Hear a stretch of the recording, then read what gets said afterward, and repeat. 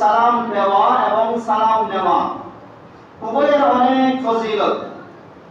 একটা ঘটনা বলে শেষ করছি, যে একজন বান্দা ছিলেন যিনি নামাজ কালামের ধারে কাছে নেই, ইবাদত বন্দেগী নেই, শুধু গুনাহ আর গুনাহ, মাথা থেকে পা পর্যন্ত শুধু গুনার সাগরের মধ্যেই ডুবন্ত। তবে তার একটা ভালো অভ্যাস ছিল যে উনি সব সময় ওনার পরিবার, ছেলে মেয়ে যারাই ছিলেন, পরিচিত অপরিচিত, দেখা হলে সবাইকে সালাম দিতেন। সুবহানাল্লাহ। দেখা হলে সবাইকে কি দিতেন? সালাম দিতেন। এটা একটা ভালো অভ্যাস ছিল ওনার, কিন্তু আর কোনো ভালো কাজ ওনার ছিল না। তো উনি একদিন ঘর থেকে বের হচ্ছেন, ব্যবসার উদ্দেশ্যে বের হচ্ছেন, ব্যবসার জন্য বাইরে যাবেন। বাইরে যাওয়ার পথেই ওনার ছোট শিশু ঘরের বাইরে ছিল। তখন ওনার যেটা অভ্যাস, ছোট বড় সবাইকে দেওয়া, সালাম দেওয়া অভ্যাস ছিল, উনি ঘর থেকে যাওয়ার সময় ওনার যে ছোট ছেলে ছিল ওই ছেলেকে সালাম দিয়ে ঘর থেকে বের হয়েছে। সুবহানাল্লাহ। যেটা বলছি এটা আমাদের পুরো বিপরীত না? ধন্যবাদ। আর বিপরীত না? আর আছে নাই তো? আমাদের ঘরের বড়দেরকেও সালাম দিই না, আমরা ছোটদের কথা তো বাদে, ছোটদের কথা রাখলাম, বড়দেরকে তো আমরা কি দিই না, সালাম দিই না। রাস্তাঘাটে চলার সময় মুরব্বী দেখলে কি আমরা সালাম দিই? বাড়ির মানুষ, এটা আমাদের বাড়ির মানুষ, প্রতিদিন সালাম দেওয়ার কি দরকার? সালাম আমরা দিই না। তো দেখেন এই বান্দা যখন বের হচ্ছেন, নিজের ছোট ছেলে সালাম দিয়ে যাচ্ছে, তো ছেলেকেও তো আগে অভ্যাস করেছে। ছেলে যখন সালাম দিয়েছে, এই বাবা যখন সালাম দিয়েছে ছেলেকে, তখন ছেলে সালামের উত্তর হিসেবে ওয়ালাইকুম আসসালাম বলেছেন। সুবহানাল্লাহ। ছেলেও কি দিয়েছেন?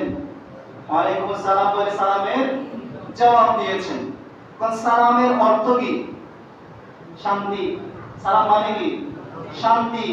সালাম মানে নিরাপত্তা। ইসলাম শান্তির ধর্ম, নিরাপত্তার ধর্ম। তো সালাম মানে শান্তি, সালাম মানে কি? নিরাপত্তা। তো এই বান্দা সালাম দিয়েছেন, তার ছেলে তাকে সালামের জবাব দিয়েছেন। এবার চলে গেছেন ব্যবসার কাজে।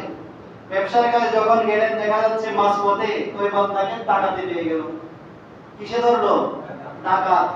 তো ডাকাতে ধরলে মাল সম্পদ যা আছে সবগুলো তো নিবে, নিজের জানেরও খতরা আছে না? নিজের জান নিয়ে ফেরত আসতে পারবে কিনা তারও তো গ্যারান্টি নাই। ওই বান্দা যখন ডাকাতে যখন তাকে ধরলো, দেখা যাচ্ছে হঠাৎ একটা নূরানি সুরতের মানুষ ওই বান্দার সামনে উপস্থিত হয়ে গেল। আরো জোরে বলেন না সুবহানাল্লাহ। একটা নূরানি সুরতের মানুষ কি তার সামনে উপস্থিত। এই নূরানি সুরতের মানুষকে দেখে ডাকাত যারা তাকে ধরেছিল তারা সবাই পালিয়ে চলে গেছে। চলে যাওয়ার পর এই বান্দা জিজ্ঞেস করছে, কে আপনি? কে? আমাকে ডাকাত ধরেছে, আপনি আমাকে সাহায্য করতে এসেছেন, আপনাকে মোবারকবাদ, ধন্যবাদ জানাচ্ছি, তবে আপনি কি, আপনার পরিচয় কি? তখন ওই নূরানি সুরতের ব্যক্তিটা বলছেন, আমাকে আল্লাহর পক্ষ থেকে পাঠানো হয়েছে। বলে যে কেন? কারণ আমাকে পাঠানো হয়েছে যে তুমি একজন বান্দা যাকে যে আসার সময় নিজের ছেলেকে সালাম দিয়ে এসেছো এবং সালাম দেওয়ার পর তোমার ছেলে তোমার সালামের জবাব দিয়েছে। এই জবাব দেওয়ার কারণে আল্লাহ আমাকে তোমাকে ডাকাতের হাত থেকে রক্ষা করার জন্য পাঠিয়ে দিয়েছেন। সুবহানাল্লাহ। ডাকাতের হাত থেকে বাঁচার জন্য আল্লাহ আমাকে পাঠিয়েছেন। বলে কেন পাঠিয়েছেন? সালামের জবাব দিলে কি পাঠাতে হয় এভাবে? সালামের জবাব দিলে কি রক্ষা করতে হবে? বলে যে কেন? কারণ সালামের অর্থটা কি বলছি? নিরাপত্তা। সালামের অর্থ কি? নিরাপত্তা। তো আল্লাহ বলেন আমি এজন্যই নূরানি শেখরের একজন ব্যক্তিকে তাকে বাঁচানোর জন্য পাঠিয়েছি। কেন? কারণ কি? বলে তার ছেলে যে দোয়া করেছিল ওয়ালাইকুম আসসালাম, এটা দোয়া না? ওয়ালাইকুম আসসালাম, আপনার উপরও শান্তি বর্ষিত হোক, দোয়া কি না? দোয়া।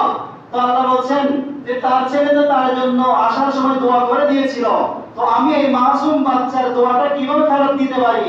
সেই মাসুম বাচ্চার দোয়া রক্ষার্থে আমি আল্লাহ তাকে রক্ষা করার জন্য আসমান থেকে একজন নূরানি সুরতের ব্যক্তি পাঠিয়ে দিয়েছি। সুবহানাল্লাহ।